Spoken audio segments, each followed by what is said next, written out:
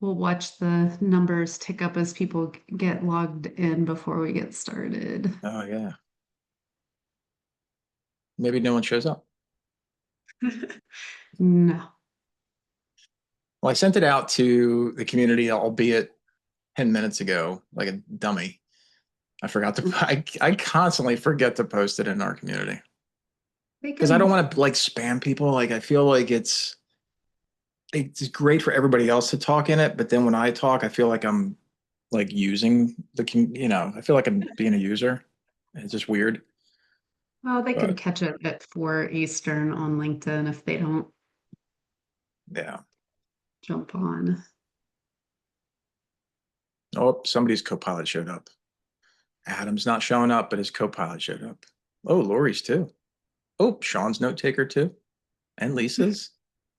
It's amazing in this day and age. Sometimes I feel like there are more note takers on a call than there are Adam showed humans. Demir's Copilot showed up. Well, obviously I'm doing things wrong because I'm actually here instead of setting my Copilot.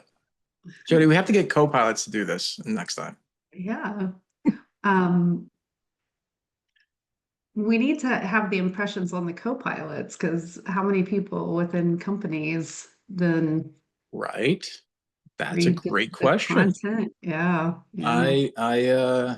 I have the same thing. So in the community when we do, I've gotten so many requests like, why can't you just make that a public link? I said, because it's part of the community assets. I said, if you want to see it, just log in. It's no big deal. Yeah. We got a lot of blue going on, I was just noticing. Yeah, we do. This is I the feel blue like day. yeah, I feel like I need a blue background. And obviously LinkedIn has blue tones to it. So, just keeping up with the blues. It's a trusted color, Everyone, we're just Jody. shooting the bull while we're waiting for people to log in. We'll get started in just a minute. Yeah. Yeah. So it was funny because when I was designing mortgage workflow partners, the concept was always two people kind of walking together and shaking hands. And my original logo or whatever slogan was bridging technology and workflow together. Like that was the concept. And then I was I was doing some stuff on Adobe one day and I'm like, oh, those two figures look kind of cool. And yeah, it kind of just came together and it was the blue and the light blue. But I ripped off ICE Mortgage Technology for one of their blues, and then the other one is mine. Um, so that's what these blues represent on me. It's kind of that whole We're storyline. gonna We'll go ahead and get started. So, welcome everyone to the SIP, where meaningful conversation, fuel, connection, innovation is sparked through collaboration, and industry leaders come together to tackle today's biggest challenges. Think of catching up over a cup of coffee with insight, strategy, and maybe a few surprises stirred in. At TMC, we're all about helping our members thrive by sharing ideas and real world strategies and success stories that provide the power of working together. Thank you for joining us today. We are glad that you're here. This episode is sponsored by Mortgage Workflow Partners, a workflow before technology consulting firm and proud TMC partner. Representing Mortgage Workflow Partners today is Larry Bailey, the founder and CEO. Today's show is going to be a little bit different. Larry and I, if you notice, there are only two people, not three. So Larry and I are going to geek out on operations and mortgage workflow. Think of this as going to dinner with a friend and your spouses have absolutely no idea what they're talking about. But we're at an advantage because all of you will understand. Please feel free. I will try. I'm not good at this, but I will try to make sure that I watch the chat. So if you have any questions or you have any stories to tag in, please do so in the chat and I will try to refer to them. I also want to remind the audience to hang on until the end. There actually is a free offer that you'll miss out on if you leave. They also you can listen at 4 p.m. Eastern on LinkedIn or go to our YouTube and catch the recording where this will be posted after LinkedIn is posted. You all should be following TMC already, and you'll see the posts there. So, Larry, For those of Yes, you who Jim. don't know, tell us about Mortgage Workflow Partners, what you do, and for yourself, let everyone know why you are the subject matter expert appropriate for workflow before technology discussion. Sure. Thanks for having me. And so the quick story, born into lending in 93, went into, for the next 20 years, went into the realm of lending retail. And so spent the entire time retail lending, did everything you could possibly do, from sales to processing, post-closing to ownership, you name it. Started up an AMC and I was a title producer, licensed title producer at the same time. In 2012, went to the technology side because I got tired of the retail origination side and went to work for Ellie Mae. And that's when it hit me that no one has their workflow documented. And so this book that I put out there, if you haven't gotten a copy, there it is, Workflow Before Technology. You can look it up on Amazon. It's $12 in paperback, or I think it's $5 on Kindle. And honestly, it was just to cover the printing costs. So it's not my retirement plan by any stretch. But the idea was, since then, really, my whole focus has always been about you've got to know what you should be doing before you go buy a tool to do it faster or better. And yeah, and so that's really what this came to be. I created Mortgage Workflow Partners because there's no other company that exclusively focuses on workflow. And so we act as this bridge between the technology, talk, and people and systems and the workflow because of my background. And that's what we do every day. And so that's kind of what gets me up every day because there's always something to fix in workflow. And I appreciate you having me on here to talk about it. Yeah, and it's never done, right? It's ever evolving. It's So always done until tomorrow, and then you get to do it again. until an executive wakes up in the middle of the night with a great idea that they start firing off at 3 a.m., right? So Yeah, yeah. in my 3 decades of lending and growing mortgage companies and consulting for some of the best in the business, I time and time again was blown away at how many checking the checker time and time again can slow down the process. And we were talking about this before we went live, but it doesn't matter what type of lender you are, mortgage lender you are, whether you are a depository or you are an IMB, regardless of what your size is, we do mortgages the same way. And those who you think have it figured out do not. I think TRID dates and compliance disclosures may be the one most touched process in the industry.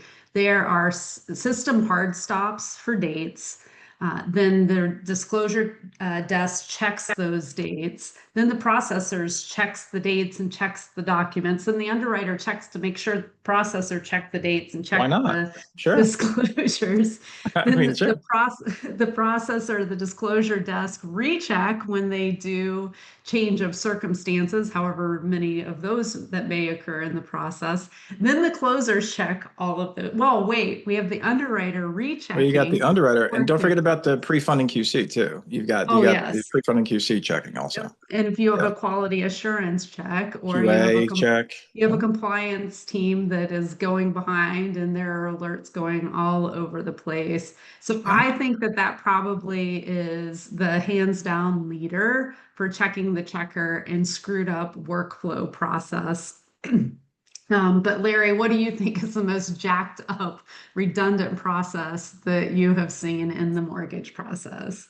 Um, I think that's an open question because every company has their own sense of jacked up.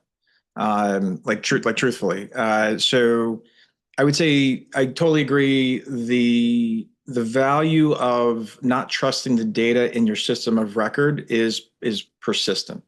And so what we find is what's really the best story I've got for you is this was a company I actually did a workflow review this like 16 months ago or so, and it was on Byte. It wasn't even Encompass, it was Byte. And it was on site, and we went out there, and I did like 6 different departments, and I went back to the CEO at the end of the day. It was a full day, and he's like, "Okay, how we doing?" I said, "Great." I said, "You're paying 4 people to check the same information over and over again." He goes, cool. I said, oh yeah, you want me to show you? I said, here's the notes, here's what's going on. And he goes, yeah, we should probably fix that. I said, well, I said, yeah, of course, but the problem is your people don't trust each other.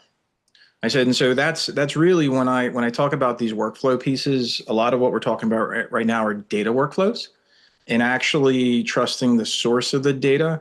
Back when we had paper, Jody, we were old enough to remember paper files. I think a lot of people actually remember paper files, but it's getting more scarce to find those folks. But when we had a paper file, like pretend this is a paper file, this was the source of truth. Like there was no other way. And it was, I'd go look in whatever section and I'd find, okay, well, there's Larry's notes that he checked the pay stub, so we're done. And what's happened with electronic is now we become infatuated with audit trails and business rules and hard stops and checklists and so on, like you've mentioned.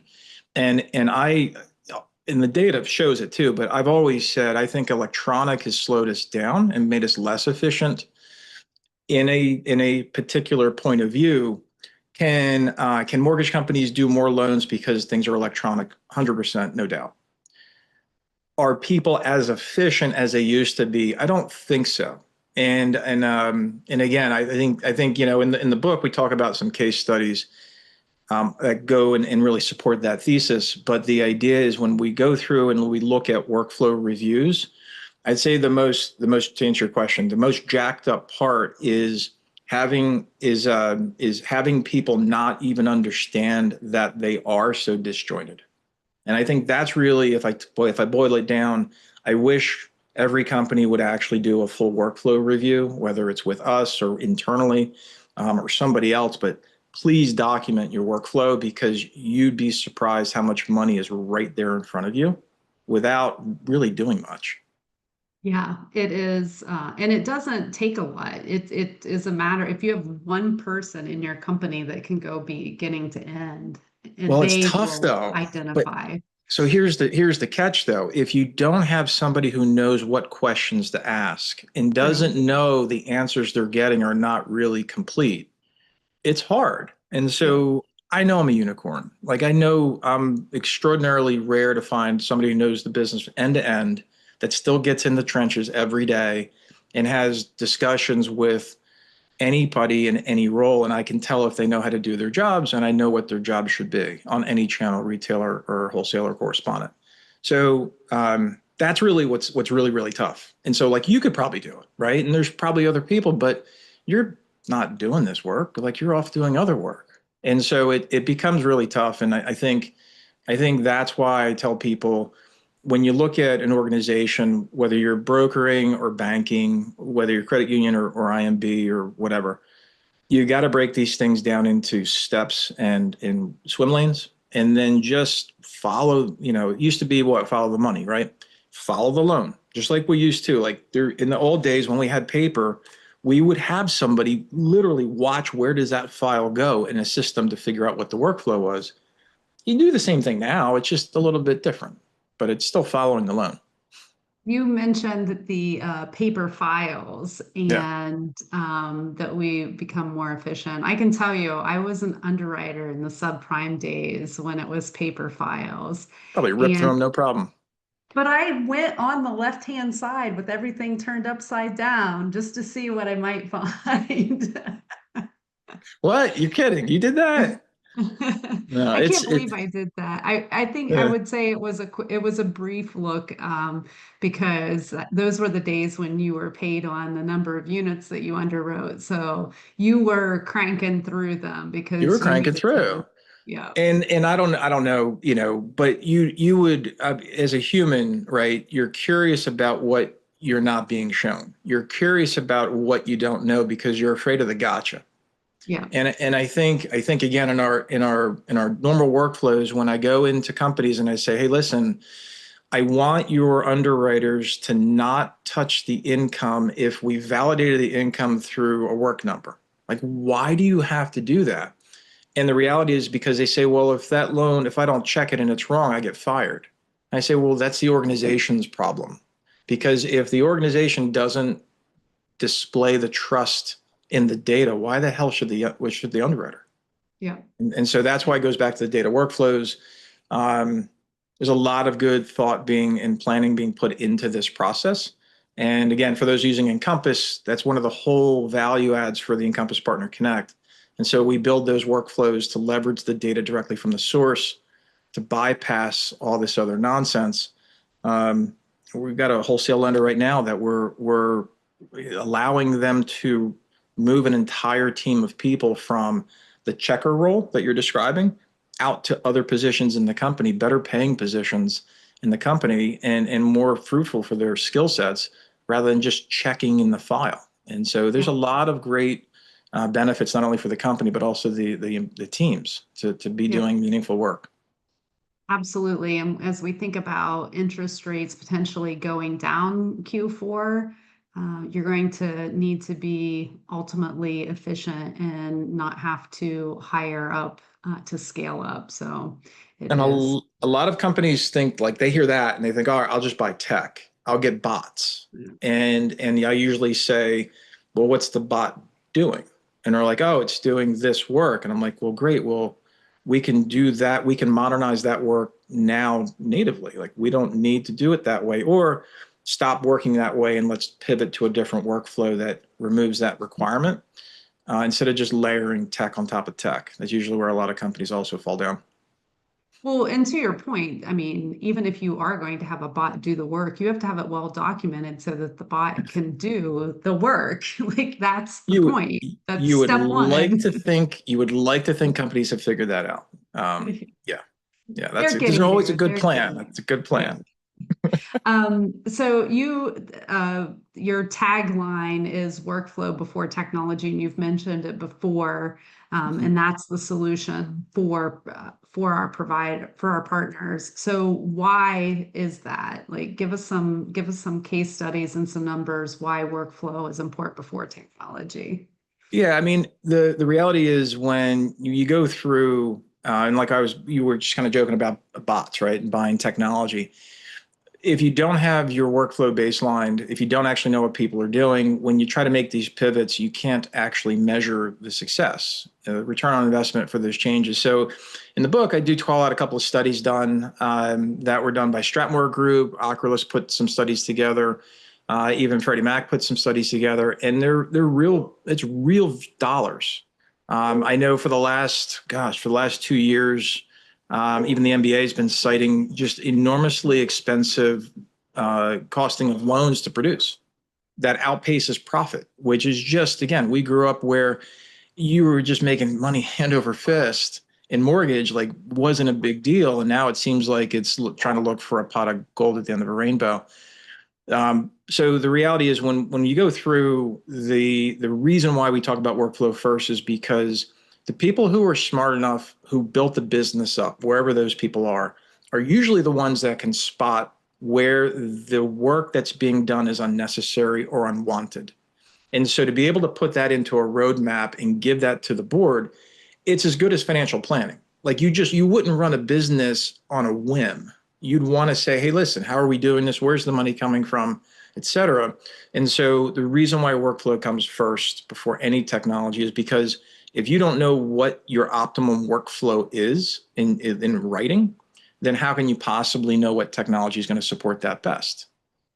We go through a lot of this with right now, we're unwinding a lot of third-party tech that the lenders no longer need because the workflows have adapted to where what they do need is already baked into their native technology that they're using for whether it's a CRM, a POS, an LOS, et cetera.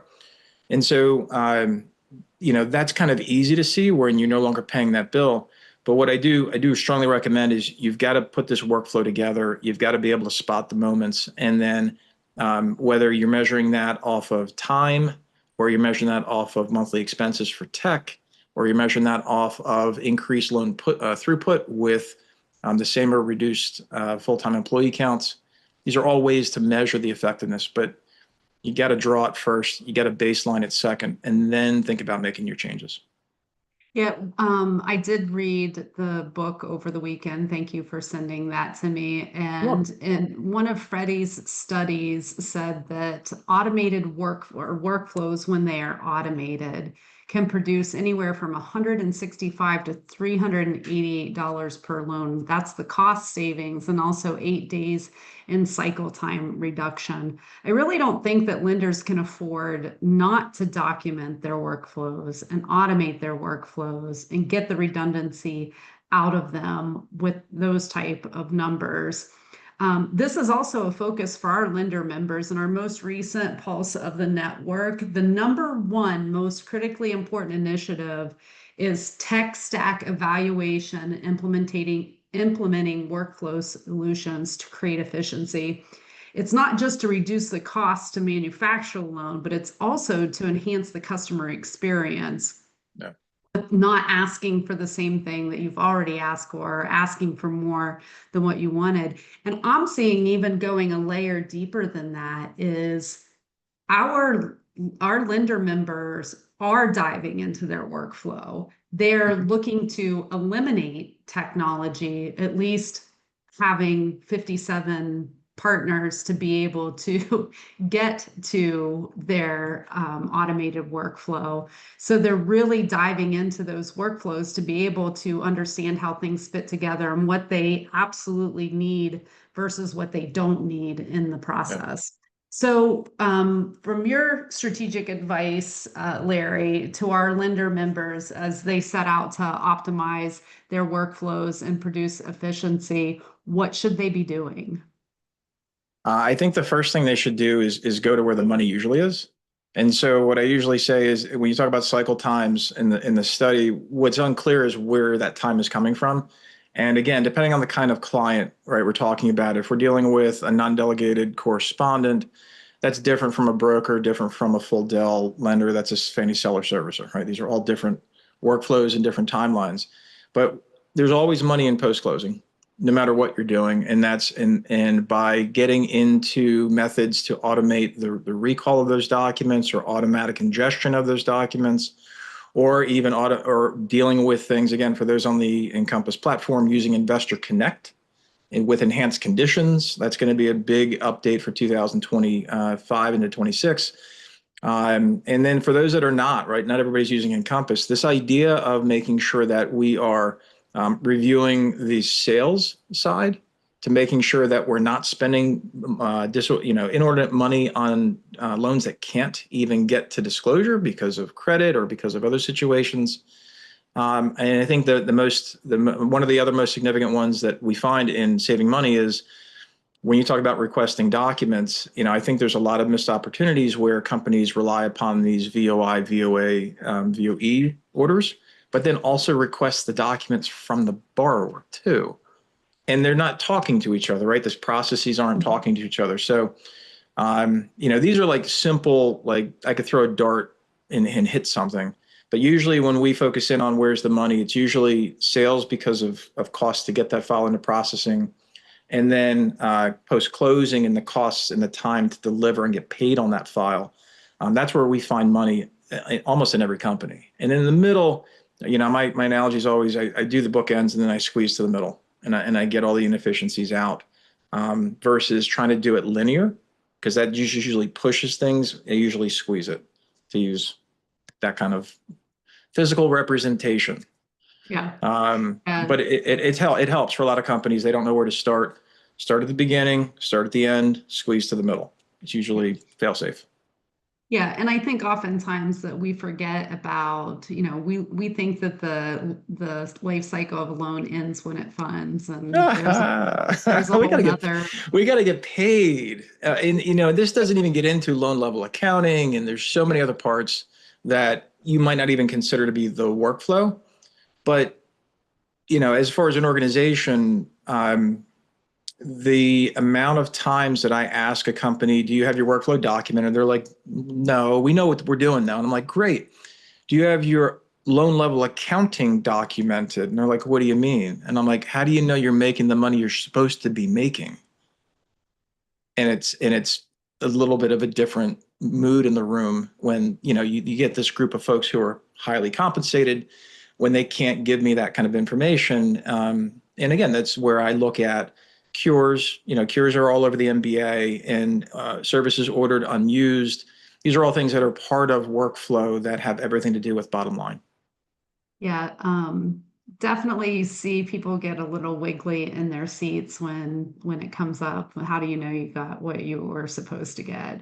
Yeah. Larry, I have been a victim of technology, and I can't tell you how many CTOs, CIOs, operations managers I've driven crazy over the years looking at technology. But to combat this, I had to stop and ask myself, was I really looking to solve? But I did receive an exciting delivery on Friday, workflow before technology. I think this would have helped in me combating my own tendencies to chase shiny object. But tell us why the book? Mostly to get it's funny when I've been talking to people about this concept, it's Larry talking.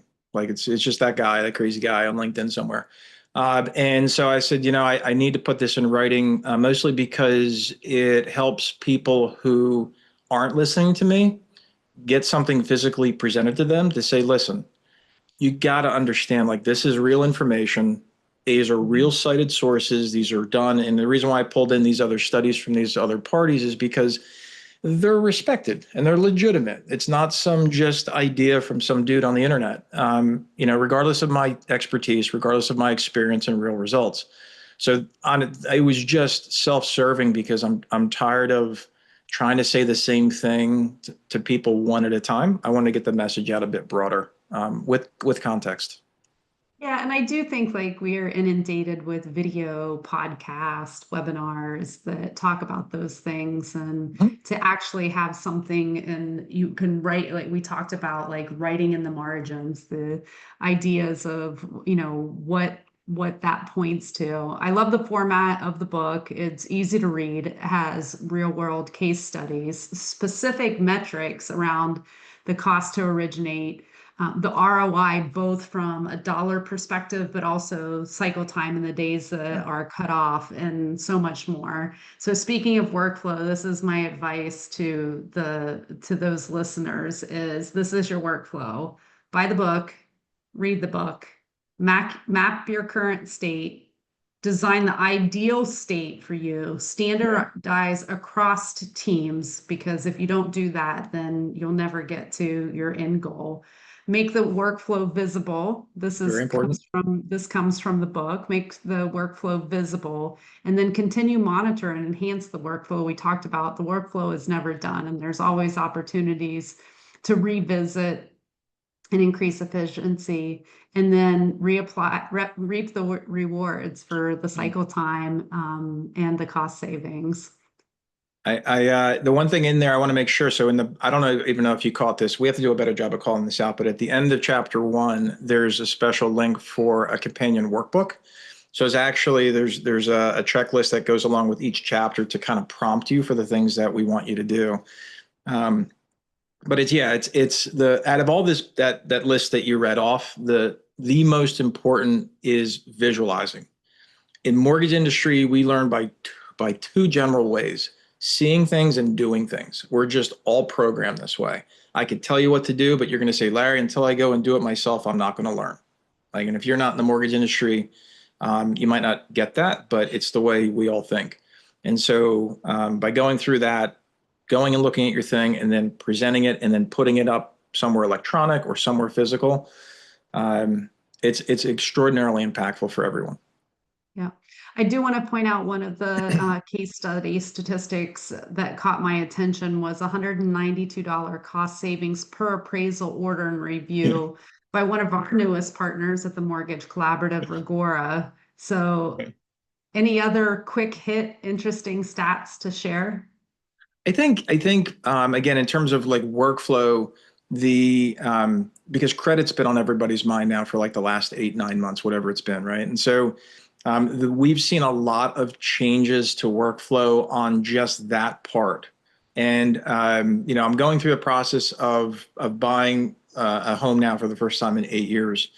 And the loan officer who works for a bank said, I'm not going to run your credit until after the contract gets signed and out of attorney review. And it wasn't just because of the trigger lead thing. Like, we're prepared for that. But he's like, Larry, what's your credit? And I showed him, he says, yeah, I'm not going to run your credit or do anything until I know that you have the deal. And I think this is a big change that I think more companies need to really understand how to make. And that's really, when should we be ordering these services? And Rigora is one example of saving money through that, because it doesn't take an internal appraisal desk. It doesn't take an internal people to follow up. It's a very automated process. So that money savings isn't just in saving on the ordering, it's also saving the FTE cost and the time cost, because you can do this lights out automation within a prescribed workflow. So it's really, that was a really cool study from Rigora. Yeah, and Larry, you have a great offer for our listeners, and people Do. they're still on, they hung on to the end. So Thank you. what is it? How can they receive it? And how they go forward to get started? Yeah, so we got a special offer out there for TMC lender members. And so what we want to make clear was that we believe in workflow, and we want to give you a little bit of a bump start on that. And so Mortgage Workflow Partners is offering one department review complimentary for any TMC member. We believe in that once you understand how it can be done in the format, and we'll do the first one for you, take advantage of that. If you're, if you're comfortable doing the rest on your own, get to it. If you're not, that's what we're here to help with. But we want to make sure that we extend that out to the community. We're looking super forward to the Boston event next month. It's going to be our first one attending, so we're anxious to and excited to see everybody there. So we thought it was a great moment to kind of talk the talk, so to speak, and help people out with this.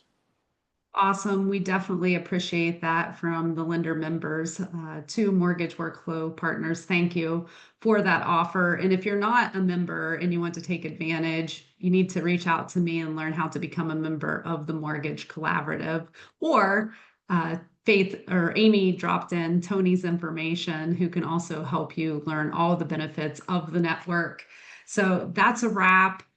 Larry, thank you so much to Mortgage Workflow Partners sponsoring today's episode, and offered such great insights. And there's lots of additional great information in the book. Thank you for that reward to the industry and changing the industry. We're hoping. We're trying. 4 weeks and 4 days from the Boston Crazy. Conference. So It's make sure that you're registered. If you don't have a hotel, we still have rooms available, but they are filling up quickly. So get registered. So cheers. And until next time, we'll see you on the SIP next Tuesday. Thanks, Jody. Thanks, everybody. Thanks, Larry. Bye-bye.